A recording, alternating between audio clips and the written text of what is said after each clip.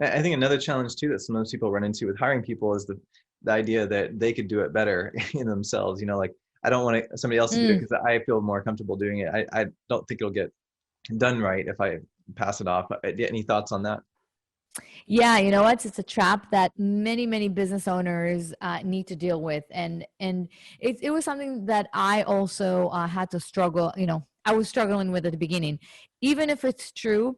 Well, some part of it is true for two reasons. One, you're the most as a business owner, you are the most motivated person on the team many times. And also, you think you do it best because you do it the way that it's built in your mind. And any deviation from that could look like it's not the best way of execution. You can do it, but you're going to be working in your business, not on your business. And at some point, you have to let go.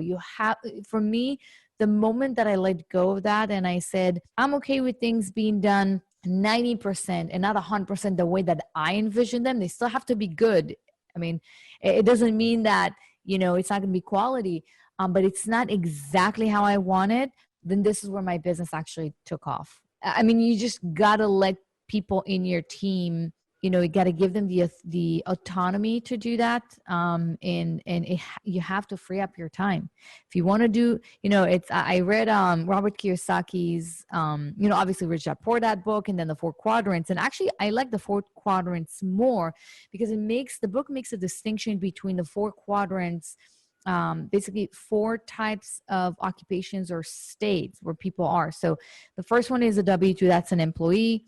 Then you have an employee, and then on the other side you have investor. And most people want to jump from employee to an investor, but you basically have employee, self-employed, business owner, and investor.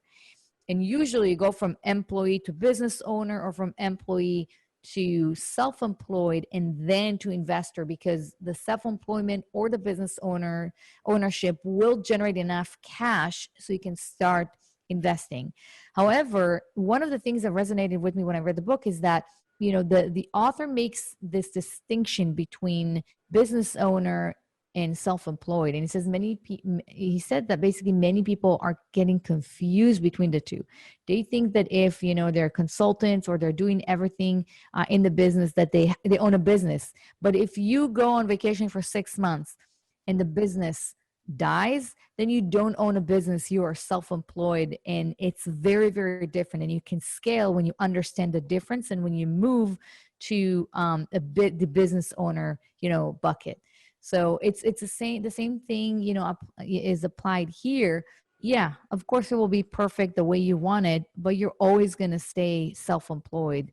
You're never going to make the jump to a business owner.